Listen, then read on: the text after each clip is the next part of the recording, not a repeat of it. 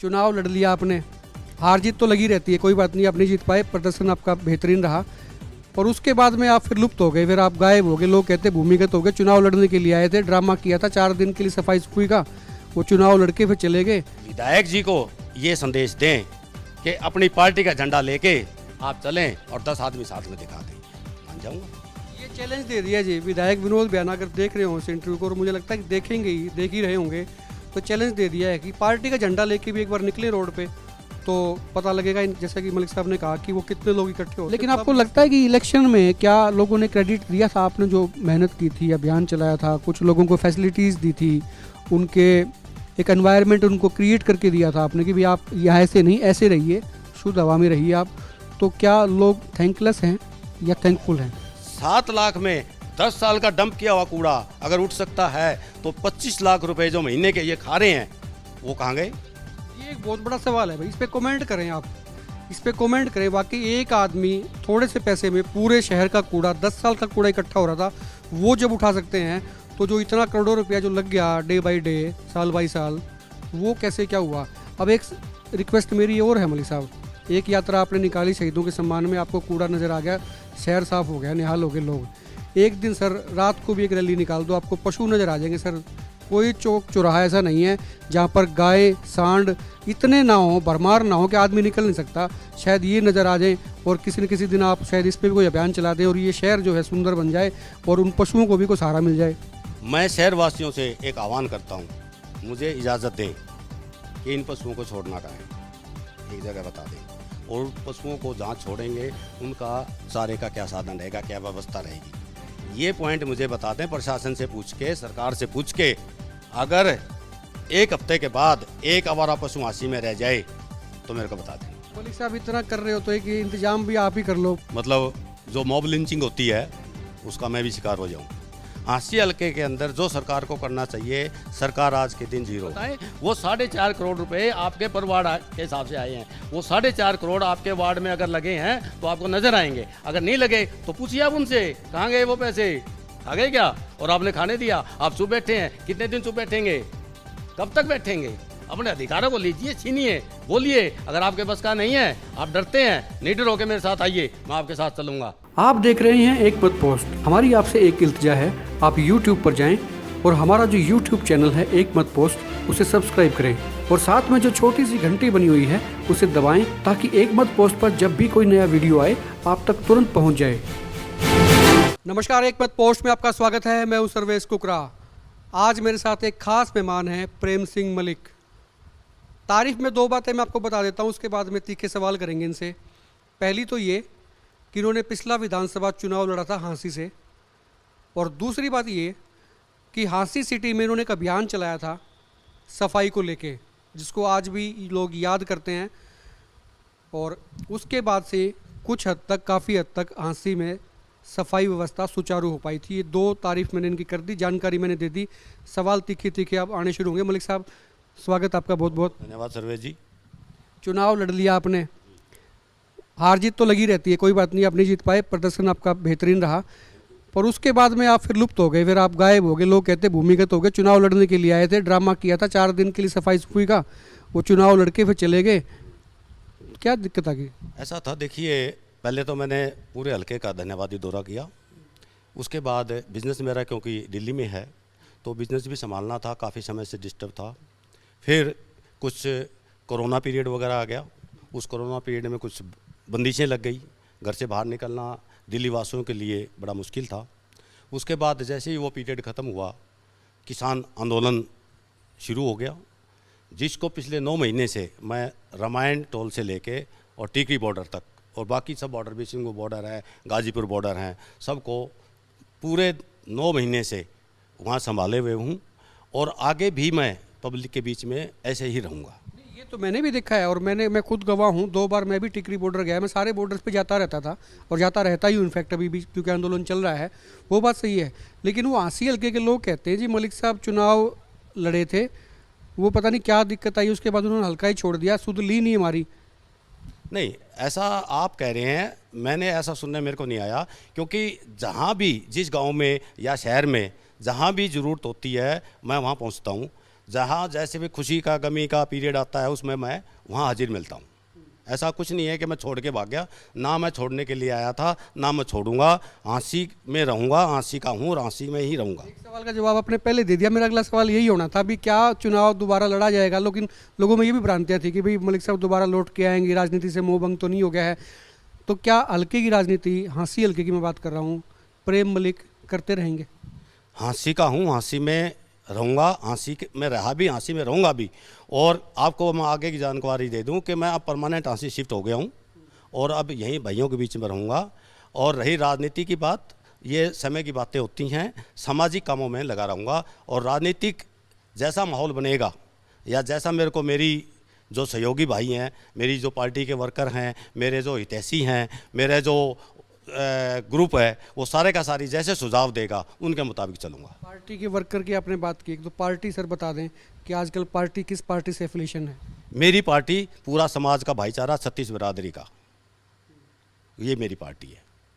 36 बिरादरी का जो भाईचारा है, ये मेरी पार्टी है। ये तो एक सवाल आपको जवाब मिल गया लोगों को कि भाई प्रेम मलिक अब जनता के बीच में रहेंगे। वो जो एक पीरियड था कोविड के वजह से लगा लीजिए, किसान आंदोलन की तरह से लगा लीजिए, बिजनेस पॉइंट ऑफ व्यू से वो एक दूरियां थी, वो आज इन्होंने कह दिया कि अब यहीं रहेंगे, हल्के में रहेंगे, हल्का की जनता के बीच में रहेंगे। अब कुछ मुद्दों पे बात करते हैं मलिक साहब। विधानसभा सेशन 2.5 दिन का था, आज ही ख़त्म हुआ है, और उस पर जो सबसे बड़ा मुद्दा गरमाया वो पेपर लीक का गरमाया। पेपर लीक कई बार हो चुके हैं हरियाणा में, और अभी जो हाल ही में पुलिस का जो पेपर था वो लीक हो गया, बहुत परेशानियां हुई थी। आज बहस इस बात को लेकर थी, पूर्व मुख्यमंत्री विपक्ष के नेता भूपेंद्र सिंह हुड्डा ने कहा कि मामले की जांच सीबीआई से होनी चाहिए। सरकार इस बात से इनकार करती रही, आरोप प्रत्यारोप लगते रहे। खट्टर साहब ने ये कहा, सीएम हरियाणा ने, कि वो पहले अपना आईना देख लें कि उनके राज्य में क्या होता था। बातें ये चलती रही। आप इस चीज़ को कैसे देखते हैं, पेपर लीक मामले को, और ख़ास करके जो बेरोजगार हैं उनको लेके, उनके पर्सपेक्टिव में आपका क्या विचार है? अब देखिए, पेपर लीक की जहाँ तक बात है, दूध का दूध पानी का पानी हो जाना चाहिए। अगर हुड्डा साहब ने डिमांड की है कि सीबीआई जांच कर लें, तो खट्टर साहब को क्या नुकसान होता है? दूध का दूध पानी का पानी हो जाएगा, सबके सामने आ जाएगा। रही बात बेरोजगारी की, तो आप देखिए रोजगार है कहाँ। ये जो पेपर ऐसे ही खट्टर साहब ने कहा कि ये तो लीक होते रहे, लीक होते रहेंगे, तो क्या बच्चों को यही काम हो गया? और इसी में लगे लगे वो उम्र को निकाल देंगे।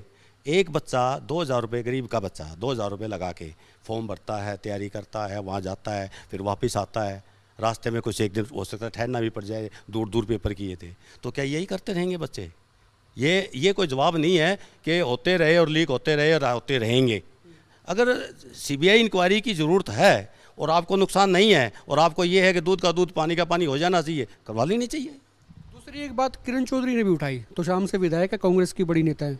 उन्होंने कहा कि ये सरकार अगर वाकई ट्रांसपेरेंसी दिखाना चाहती है या ट्रांसपेरेंसी रखती है, तो जो इंटरव्यूज़ हैं वो पैटर्न ख़त्म करे। उन्होंने कहा कि इंटरव्यू के बहाने इनका खर्चा चलता है, जो ये बोर्ड हैं, HSC है, तमाम जो भी बोर्ड हैं, और सरकार की तरफ से ही कहा गया भी हमने 4th क्लास की जो अपॉइंटमेंट्स होती है उसमें तो ख़त्म कर दिया। उन्होंने कहा कि नहीं, आप SCS की बात करें और उच्च अधिकारियों की बात करें, 1st क्लास पोस्टों की बात करें, वहाँ क्यों नहीं आप इंटरव्यू ख़त्म करते? तो आपको क्या लगता है, आपका नज़रिया क्या है कि क्या वाकई जो इंटरव्यूज़ होते हैं उसके ज़रिए कुछ घालमेल होता है? बिल्कुल होता है, मलाई तो उसी में होती है। अब 1 नंबर का फ़र्क है, वहाँ 25 नंबर का इंटरव्यू ले रहे हैं, तो 10 नंबर ऊपर नीचे कर देंगे, 1 नंबर की क्या औकात है? रोज़ जिसको चाहेंगे उसको लेके आएंगे। बिल्कुल है, बिल्कुल ख़त्म हो जाना चाहिए। बच्चे की काबिलियत तो पेपर में आ ही गई ना, अब वो काबिलियत करेंगे, वो उन्होंने अपने अपने छांटने हैं, क्रीम अपनी खानी है, अपने बंदों को लेके आना है। ये होता रहा और होता रहेगा, तो मैं तो बिल्कुल खिलाफ हूँ, इंटरव्यू नहीं होना चाहिए। बच्चे की काबिलियत, एबिलिटी देखें, वो काबिलियत आपने देख ली, उसमें मेरिट में आ गया, ले लीजिए। हरियाणा की मनोहर खट्टर सरकार को आप किस तरह से देखते हैं? इनका जो करीब करीब 2 साल का वक्त अभी हो जाएगा, होने ही वाला है, तो इसमें आपको क्या लगता है कि सरकार कहाँ तक चली है, कितनी सही चली है, नहीं चली है, कैसे देखते हैं? देखिए, मैं तो ये कहूँगा कि हम अपना हाँसी हल्के ही ले लें। हाँसी हल्के के अंदर जो सरकार को करना चाहिए, सरकार आज के दिन 0 है। देखिए, हेल्थ क्षेत्र में आप ले लीजिए, खेल कूद के क्षेत्र में ले लीजिए, आप जो है ना पानी पीने का हो या सिंचाई का उसके में ले लीजिए, नहर मामले में ले लीजिए, कानून व्यवस्था को ले लीजिए। एक कानून व्यवस्था के तो बड़ा दुर्भाग्य की बात है, एक फौजी जो 18 साल देश की सेवा करके आया, सरेआम दुकान पे जाके गोली मार दी। और हाँसी के अंदर 4 बूंद पड़ते ही सारा पानी भर जाता है। मैं तो हिम्मत मानता हूँ ना, आंसी वालों की बर्दाश्त कर रहे हैं, घरों में भी पानी, दुकान में भी पानी, सड़क पे भी पानी, जगह जगह बुदबू। बयाना साहब जो है ना, यहाँ अपना विधायक हैं, लोकल विधायक हैं यहाँ के, विधायक जी के जो है ना, घर से आप 4 कदम जाओगे पानी पानी भरा पड़ा है। अब देखिए, विधायक जी हो गए, आपके सांसद हो गए, आपके प्रशासन में एसडीएम हो गए, कानून व्यवस्था को एसपी साहब देखते हैं, तो ये सारी चीज़ें फेलियर तो हैं। तो सरकार कर क्या रही है? कुछ भी नहीं कर रही। अभी हाल ही में बीजेपी ने एक वो तिरंगा यात्रा निकाली थी, काफ़ी जगहों पर विधानसभा वाइज निकाली थी और हांसी में भी निकली थी। तो बैना साहब तो बहुत खुश हैं, उन्होंने भीड़ बहुत इकट्ठी कर दी थी, लोग खुश हैं। एक तरफ तो कहते हैं कि कोरोना पीरियड में ये सब मत करो, दूसरी बात आपने भीड़ इकट्ठी कर दी। भीड़ आपने नहीं इकट्ठी की। आप विधायक जी को ये संदेश दें कि अपनी पार्टी का झंडा लेके आप चलें और 10 आदमी साथ में दिखा दें। वो हम हिंदुस्तानी, हम सलाम करते हैं अपने झंडे को, हम उसका मान सम्मान करते हैं, उसको आदर देने के लिए, झंडे को आदर देने के लिए तो हम आ सकते हैं। अगर वो जिस पार्टी से संबंध करते हैं विधायक जी यहाँ के, 10 आदमी लेके दिखा दें, यात्रा निकाल दें, मान जाऊँगा। ये चैलेंज दे दिया जी विधायक विनोद बयाना, अगर देख रहे हो इस इंटरव्यू को, और मुझे लगता है कि देखेंगे ही, देख ही रहे होंगे, तो चैलेंज दे दिया है कि पार्टी का झंडा लेके भी एक बार निकले रोड पे, तो पता लगेगा, जैसा कि मलिक साहब ने कहा कि वो कितने लोग इकट्ठे होते हैं, तब ये स्ट्रेंथ देखी जाएगी पार्टी की। जो बात कही जा रही है कि भी लोग बहुत साथ हैं। तो प्रेम मलिक अभी रैली कब निकालेंगे? नहीं, मुझे रैली की जरूरत नहीं है, भाईचारे के बीच में हूँ, भाईचारे के बीच में रहूँगा। मुझे रैली आपने भी निकाली थी सर, मोटरसाइकिल बाइक रैली निकाली। वो समय होता है, समय आएगा तो निकालेंगे। चुनाव का समय होता है, नज़दीक आएगा, जब 6 महीने रह जाएंगे, साल रह जाएगा, एक्टिविटीज़ बढ़ जाएंगी, तो वो देखिए शक्ति प्रदर्शन है, ये लोकतंत्र है। लोकतंत्र में तो दिखाना भी पड़ता है, कुछ करना भी पड़ता है, मगर उसका समय होता है, वो समय आएगा तो करेंगे। साहब, विधानसभा चुनाव से पहले आपने अभियान चलाया, जैसे मैंने आपका शुरू में इंट्रोडक्शन के लिए भी बताया, क्योंकि बहुत से लोग आपको जानते हैं, कुछ लोग हो सकता है कई बार नए होते, नहीं भी जानते, तो पता लगे। आपने अभियान चलाया था हांसी में, सफाई अभियान, और इसमें कोई दो राय नहीं, और मैं पहले भी कह चुका हूँ और अभी भी कह रहा हूँ कि वो वाकई इतना बड़ा अभियान था, सफल अभियान था, जो कभी लोगों ने सोचा नहीं था कि वैसे भी कोई एक आदमी आएगा, वो पूरे शहर को साफ कर जाएगा।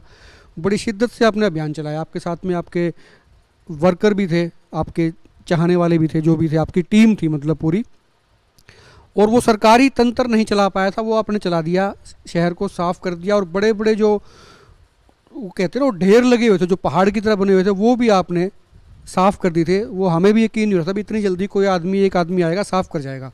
फिर वो इलेक्शन हुआ, इलेक्शन के बाद में जैसे मैंने बताया कि आप चले गए, तो लोग कहने लगे कि वो अभियान तो जो है ना, वो इलेक्शन के लिए था, जिसके लिए भी था, लेकिन लोगों ने उसको सराहा भी था, सहूलियत भी थी, उसको समझा भी था, उसको उसकी सराहना भी की थी।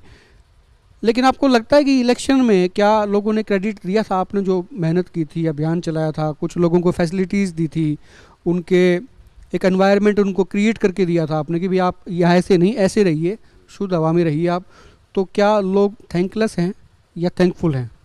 देखिए, अपना अपना नज़रिया होता है, अपना अपना काम करने का तरीका होता है। मैंने जब रैली निकाली वहाँ हांसी के अंदर शहीदों के सम्मान में, तो जिस रूट से मैं जहाँ गया, मेरे को जगह जगह गंदगी के ढेर लगे। तो शहीदों को सच्ची श्रद्धांजलि देने के लिए मेरे मन में बात आई कि भाई ये गंदगी यहाँ से निकलनी चाहिए, जो मेरे ख्याल से सालों से पड़ी थी, और सालों से पड़ी थी या डाल रखी थी। उनको वो बताते थे कि ये हमारे पॉइंट्स हैं और इस पॉइंट्स पे कूड़ा डलेगा। तो मैंने कहा एसडीएम साहब, ये जो ना आपके पॉइंट्स, मुझे ऑर्डर दिखा दीजिए कहीं पॉइंट्स हैं तो। शहर में आप जो ना जगह जगह कूड़े के ढेर बना देंगे, उसको पॉइंट्स, आपको पैसे मिलते हैं, आपका बजट आता है, मेरे ख्याल से महीने का 20-25 लाख रुपए का बजट है उसको साफ़ करने का, और 10-10 साल से वो ढेर पड़े हुए हैं। वो ढेर आपकी इच्छा शक्ति कमज़ोर है, या आपके नियत में खोट है, भाई मिल बांट के उसमें बंदर बांट हो जाती है, खा जाते हैं और वहीं उठा के वहीं डाल दिया। अब रही बात उसकी कि आप जो है ना उसको उठा के चले गए, या आपका उसके पीछे क्या सवार था, या थैंकलेस हैं लोग कोई थैंकलेस नहीं है। लोग धन्यवाद उस टाइम भी किया था, अभी भी कर रहे हैं, मगर मैंने अपना क्रेडिट लेने के लिए वो काम नहीं किया था। अगर हांसी में किसी भी जगह पे कोई इस टाइप का पॉइंट बनाते हैं और कूड़े का ढेर लगाते हैं, ये प्रेम मलिक का वादा है, नहीं लगने दूंगा, बिल्कुल हांसी में कूड़ा नहीं रहेगा। अगर हांसी के लोग ये चाहते हैं कि भाई हांसी साफ़ सुथरी रहे, तो वो भी अपना सहयोग करें, अपने घर के आसपास, दुकानों के आसपास कूड़े का ढेर ना लगने दें। और एक आपको जानकर बड़ी खुशी होगी कि जहाँ जहाँ से जिस पॉइंट को जो पॉइंट कहते थे, ऑथराइज पॉइंट कहते थे, वहाँ आज तक दोबारा कूड़ा नहीं पड़ा। उसका तो क्रेडिट अब लोग ले रहे हैं, कहते हैं जी हमने साफ़ करवा दिया। मैं उनको कई बार कहता हूँ कि भाई आपने क्या करा दिया, वो तो प्रेम मलिक आए थे साफ़ करवा के। देखिए, क्रेडिट कौन लेगा, मैं इस बात को नहीं मानता। मैंने क्रेडिट लेने के लिए वो काम नहीं किया था। जो मेरे दिल में टीस थी कि मैं शहीदों के सम्मान में रैली निकाल रहा हूँ और गंदगी के ऊपर से जा रहा हूँ, लोग उस गंदगी में रह रहे हैं, जो दुकानदार वहाँ बैठ नहीं पा रहे, मुंह पे रुमाल रख के वहाँ बैठते हैं, ग्राहक उनकी दुकान में नहीं आते गंदगी की वजह से, किसी के दरवाजे रुके हुए हैं। तो मैंने एक सच्ची श्रद्धांजलि देने के लिए मैंने क्रेडिट के लिए नहीं कहा था। क्रेडिट अब कौन देगा ये तो जनता को पता है। कूड़ा किसने उठाया था वो भी जनता को पता है। कूड़ा कितने में उठ गया और बता दूँ आपको मैं, सिर्फ 7 लाख रुपए लगे थे। हमने अपनी टीम को लेके, अपने साथियों को लेके अपने हाथों से वो कूड़ा उठाया था। 7 लाख में 10 साल का डंप किया हुआ कूड़ा अगर उठ सकता है तो 25 लाख रुपए जो महीने के ये खा रहे हैं वो कहाँ गए? ये एक बहुत बड़ा सवाल है भाई, इस पर कमेंट करें आप, इस पर कमेंट करें। वाकई एक आदमी थोड़े से पैसे में पूरे शहर का कूड़ा, 10 साल का कूड़ा इकट्ठा हो रहा था, वो जब उठा सकते हैं तो जो इतना करोड़ों रुपया जो लग गया डे बाय डे, साल बाय साल, वो कैसे क्या हुआ? अब एक रिक्वेस्ट मेरी और है मलिक साहब, एक यात्रा आपने निकाली शहीदों के सम्मान में, आपको कूड़ा नज़र आ गया, शहर साफ़ हो गया, निहाल हो गए लोग। एक दिन सर रात को भी एक रैली निकाल दो, आपको पशु नज़र आ जाएंगे सर। कोई चौक चौराहा ऐसा नहीं है जहाँ पर गाय सांड इतने ना हो, भरमार ना हो कि आदमी निकल नहीं सकता। शायद ये नज़र आ जाए और किसी न किसी दिन आप शायद इस पर भी कोई अभियान चला दें और ये शहर जो है सुंदर बन जाए और उन पशुओं को भी कोई सहारा मिल जाए। मैं शहरवासियों से एक आह्वान करता हूँ, मुझे इजाज़त दें कि इन पशुओं को छोड़ना कहाँ है, एक जगह बता दें, और पशुओं को जहाँ छोड़ेंगे उनका चारे का क्या साधन रहेगा, क्या व्यवस्था रहेगी, ये पॉइंट मुझे बता दें। प्रशासन से पूछ के, सरकार से पूछ के, अगर 1 हफ्ते के बाद एक आवारा पशु हांसी में रह जाए तो मेरे को बता देना। जो लोग दावा करते थे भाई 1 जून, वो 1 जून जो चली गई है, अब तो अगस्त भी जाने वाला है, 1 जून को एक पशु नज़र नहीं आएगा। उनको मदद चाहिए तो प्रेम मलिक का नंबर मैं आपको दे दूंगा, हमारे चैनल को फ़ोन कर सकते हो, उनसे बात कर लो। ये मुझे लगता है कि जो कहते हैं कर दिखाते हैं, जैसे इनका पिछला रिकॉर्ड रहा है, तो शायद ये जो समस्या है बेसहारा पशुओं की, ये भी शायद इसको, शहर को इससे निजात मिल जाए। तो इसके लिए तो खर्चा तो बहुत होगा मलिक साहब।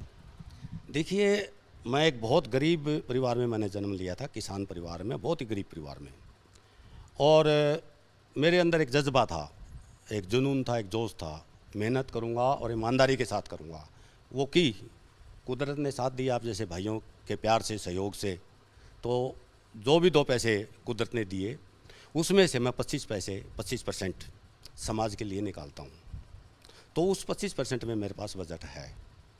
वो क्या लगेगा वो आपका विषय नहीं है, आपका विषय ये है पब्लिक का और आपका, कि मुझे इजाज़त दें इन आवारा पशुओं को उठाने की, उनको रखने की व्यवस्था, उनके चारे की व्यवस्था, बाकी काम मेरा रहेगा, मेरी टीम करेगी। बिल्कुल, मुझे मालूम है, मेरा विषय नहीं। मैंने सवाल भी इसलिए किया था ताकि मुझे ये मालूम हो जाए कि फंड्स कहाँ से, जैसे आपने बता दिया कि वो आपका ही फंड्स रहेगा, आप कहीं से इकट्ठा नहीं करेंगे, जो आपके पास पैसा है आप अपने पास से पैसा लगाएंगे, यही बात है? पास से लगाऊं, मेरे भाईचारे से लूं, मेरे सहयोगियों से लूं, वो मेरा काम है। आप मुझे जो बात मैंने बताई है, मैं फिर दोहरा रहा हूँ आपको, उनको जहाँ लेके जाना है मुझे जगह दें, उनको ठहरने की व्यवस्था करें और प्रशासन से मुझे परमिशन दिलवा दें। शहरवासियों का ये सिर्फ ये 3 काम मेरे को करवा दें, वो मेरा काम है। बजट फंड्स कहाँ से आएंगे, 1 हफ्ते का मेरा वादा है। एक पशु रह जाए तो फिर मेरे से बात कर लेना। मलिक साहब इतना कर रहे हो तो एक ये इंतजाम भी आप ही कर लो, प्रशासन के भरोसे कहाँ काम होते हैं। एक वो गौशाला बनाई थी बरसी गेट के बाहर, वो मार्केट कमेटी की ज़मीन थी, उसी के एवज में एक आ गया था कि 1 जून को कोई पशु हांसी में सड़क पर नज़र नहीं आएगा। पशु भी खूब नज़र आ रहे हैं, और वो गौशाला जो बना दी है उस पर भी थोड़ी कंट्रावर्सी सी रही थी, उसके फंड्स को लेके बहुत सारी बातें हुई थी, हालांकि मुद्दा भटक जाएगा। तो मैं तो इसलिए कह रहा हूँ कि सारा टेंडर आप ले लो। टेंडर से बोले तो ये जो समाज सेवा का जो आप ले रहे हैं, एजेंडा ले रहे हैं, तो ये सारा ही ले लें तो ज़्यादा बेहतर हो जाए। हाँ, आपने अच्छा सवाल पूछा है। मतलब जो मॉब लिंचिंग होती है उसका मैं भी शिकार हो जाऊँ। आप सरकार किसकी ये देख रहे हैं, बीजेपी का एजेंडा क्या देख रहे हैं? मॉब लिंचिंग का डर लग रहा है भाई, ये वाकई डर की बात है, क्योंकि 2 दिन पहले मुझे याद है, बिल्कुल कर रहा हूँ सर, विधानसभा में भी ये मुद्दा उठा है सर, उधर के विधायक थे, उन्होंने उठाया भी सरकार मॉब लिंचिंग पे कानून क्यों नहीं बना रही है, बनाना चाहिए। तो ये है इस बीजेपी सरकार में कहीं ना कहीं लगता है आपको? पूरा होने दीजिए जवाब। देखिए, बीजेपी सरकार विकास कार्य तो विकास तो पैदा हुआ था, पता नहीं जिंदा है कि मर गया, इन बता मुझे। इसका एजेंडा क्या है सेंटर में और स्टेट में जहाँ भी है? गाय और मंदिर।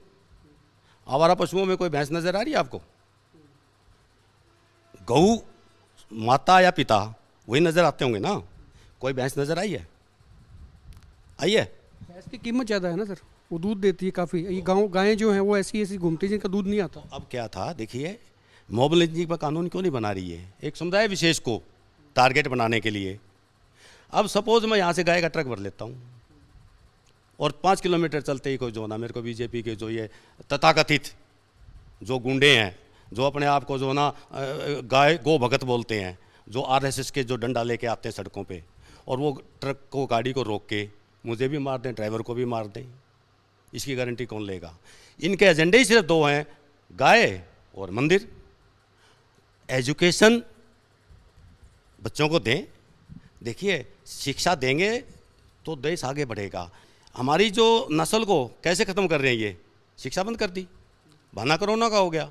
कोरोना वहाँ कहाँ जाता है जहाँ ये बड़ी बड़ी रैलियाँ करते हैं। मोदी जी कहते हैं, प्रधानमंत्री हमारे देश के, कि भाई ये जहाँ तक तो ना मेरे की नज़र जा रही है मैं गदगद हूँ कि इतनी भीड़ है। अरे कोरोना पीरियड है, आप कर क्या रहे हैं?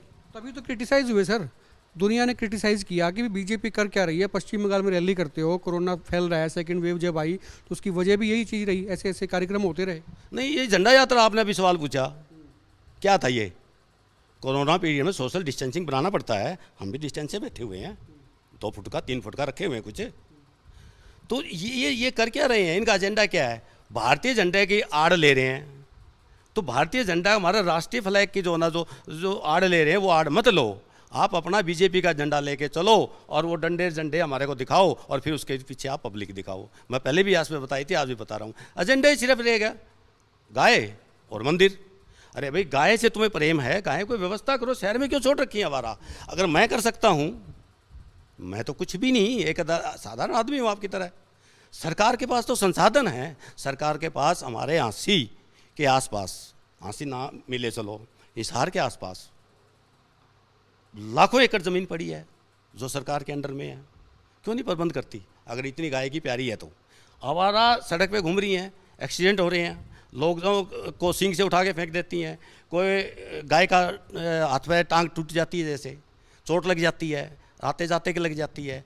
तो ये लोगों को तकलीफ, दुकान रेडी के ऊपर से फल फ्रूट उठा लिया, सब्जी उठा ली, डंडा मारते हैं तो भागती है, किसी मोटरसाइकिल वाले के साथ जाके भिड़ गई, उसके एक्सीडेंट हो गया, गाय के भी लग गई, बच्चे के भी किसी के लग गई। तो ये सारी व्यवस्था जो ना सरकार कर क्यों नहीं रही? उसका ध्यान कहाँ है?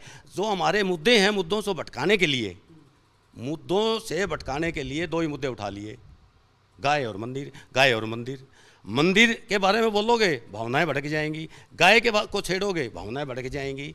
मुझे आदेश करें, मैं फिर कह रहा हूँ, दृढ़ निश्चय हूँ मैं, विल पावर मेरी बहुत स्ट्रांग है और मेरे पास मेरे अपने ऐसे साथी हैं, जज्बाती साथी, एक आवाज़ पे खड़े होंगे। और ये काम तो 1 हफ्ते का है, सिर्फ 1 हफ्ते का। 3 बातें मैंने आपको बताई हैं, प्रशासन से इजाज़त मेरे को दिलवा दो। और ये हाँसी की जो पब्लिक है, और ये दुकान के अंदर बैठे रहते हैं, बरसात आ गई 4 बूंद, अब बाहर नहीं निकल सकते, ग्राहक नहीं आ सकता, तो ये क्या, मैं इनकी जो सहनशीलता में तो दाद देता हूँ इनको। अरे क्या हो गया, तुम्हारे को कोई मार देगा क्या? आवाज़ क्यों नहीं उठाते? इनको परेशानी है, इन्होंने नुमाइंदे चुन के भेजे हैं, एमएलए इन्होंने बनाए, चेयरमैन इन्होंने बनाए, एमपी इन्होंने बनाए, सीएम इन्होंने बनाया, बल्कि यहाँ तो 2 सीएम बैठे हैं, सीएम भी यहाँ बैठा, डिप्टी सीएम भी यहाँ बैठा। तो ये अपने अधिकार मांग क्यों नहीं रहे? ये लोग मतलब कि इतने गूंगे बहरे या असहाय क्यों अपने आप को महसूस कर रहे हैं? अनसेफ क्यों महसूस कर रहे हैं? कानून व्यवस्था की जहाँ सरेआम गोली लग जाती है, डकैतियाँ पड़ रही हैं, चोरियाँ हो रही हैं, गाड़ियाँ चोरी हो रही हैं, राह चलते बच्चों को छेड़ते हैं और लोग बोलते नहीं, क्यों नहीं बोलते? अगला सवाल हाँसी को लेके है। चुनाव होने हैं नगर परिषद के, और आपको मालूम है कि चेयरमैन का चुनाव डायरेक्ट होगा, पार्षदों के भी होंगे। प्रेम मलिक की कर्म भूमि भी हाँसी है, रुख क्या रहेगा? किस तरह को सपोर्ट करेंगे? किसी को क्या देख के करेंगे? कोई का पार्टी को देख के सपोर्ट करेंगे, कैंडिडेट को देख के करेंगे या नहीं करेंगे? इसको लेकर रवैया क्या रहेगा? देखिए, पार्टी का इसमें मैटर नहीं है, मैटर इसमें आ जाता कैंडिडेट का। अब कैंडिडेट जो हमने देख लिए, अभी 220 करोड़ रुपया ताज़ा ताज़ा आया था हाँसी में। नहीं, वो कई लोगों ने अखबार में छाप दी, चैनल पे चला दी, मुझे पता लगा आरटीआई किसी ने लगवाई थी, अभी पता लगा 125 करोड़ टोटल आया था, वो किस 25 का 225 बना दिया किसी ने। 125 आ गया। 125 27 वार्ड हैं, करीब करीब 4.5 लाख रुपए वार्ड, 4 करोड़। 4.5 करोड़ हो गए वार्ड वाइज। किसी वार्ड में लगे नजर आए नजर? मैं आपसे पूछ रहा हूँ, देखा आपने हाँसी में? हाँसी के लोगों से पूछ रहा हूँ, दिख रहा कहीं आपको? हर वार्ड में 4.5 करोड़ रुपए कहीं लगे दिख रहे हैं? वो लोग कमेंट करेंगे और करना भी चाहिए खूब। प्लीज बताएं, वो 4.5 करोड़ रुपए आपके पर वार्ड के हिसाब से आए हैं, वो 4.5 करोड़ आपके वार्ड में अगर लगे हैं तो आपको नजर आएंगे, अगर नहीं लगे तो पूछिए आप उनसे, कहाँ गए वो पैसे? खा गए क्या? और आपने खाने दिया? आप चुप बैठे हैं, कितने दिन चुप बैठेंगे? कब तक बैठेंगे? अपने अधिकारों को लीजिए, छीनिए, बोलिए। अगर आपके बस का नहीं है, आप डरते हैं, निडर होकर मेरे साथ आइए, मैं आपके साथ चलूंगा। ये मैं आपको दावे के साथ कहता हूँ, 125 करोड़ का आप हिसाब लेंगे। वो सपोर्ट की बात हो रही थी, तो वो सपोर्ट प्रेम मलिक किसको करेंगे, कैसे करेंगे, क्या क्राइटेरिया रहेगा? देखिए, सपोर्ट जो हमने देख लिए वो तो आपके सामने है, खा गए डकार गए। जैसा मैंने उदाहरण दिया था, 10-10, 15-15 साल का कूड़ा हर महीने 25 लाख रुपए लेके खा जाते हैं। मैंने 7 लाख में एक हफ्ते में मेरे साथ टीम ने, मेरे साथियों ने उठा दिया, 7 लाख में केवल 15 साल का। तो ये हर महीने जो खा रहे हैं, तो ये तो हमने देख लिए क्या कर रहे हैं। अभी 125 करोड़ आपने बताया, जैसा कि लोग 220 करोड़ कह रहे हैं, वो 125 करोड़ कहाँ गया? इनको तो हमने ताज़ा देख लिया। अब जो नए आएंगे, नए में से हम ये देखेंगे कि भाई कौन ईमानदार है, किसकी छवि ठीक है, आदमी का पता भी चल जाता थोड़ा बहुत। तो हम पर्सनल लेवल पे उनको, जो साफ़ सुथरी छवि के होंगे और जो लालची नहीं होंगे और जन भावनाओं से नहीं खेलेंगे और जनता की सच्चे मन से सेवा करेंगे, उनके साथ रहेंगे। आगे अच्छे लोगों को आना चाहिए, और अच्छे लोग आते हैं तो प्रेम मलिक कम से कम ये कह रहे हैं कि वो उनको सपोर्ट करेंगे हर तरीके से। और जहाँ तक बात है समस्याओं की और चीज़ों की, तो वो खून पानी हो जाता है। तो वो चीज़ें इन्होंने कही हैं कि भाई वो क्या वाकई खून पानी हो गया है क्या? ऐसा नहीं है। तो वो कहते हैं कि आप सामने आएँ, साथ आएँ, मिल के चलने को तैयार हैं, और हर समस्या का निराकरण भी होगा, कोशिश की जाएगी। आप अपने कमेंट भी बाकी से ज़रूर लिखते रहें, और आप देखते रहें एक मत पोस्ट। नमस्कार, धन्यवाद मलिक साहब, बहुत बहुत शुक्रिया बात करने। बहुत बहुत धन्यवाद आपका, जनता का भी बहुत बहुत धन्यवाद।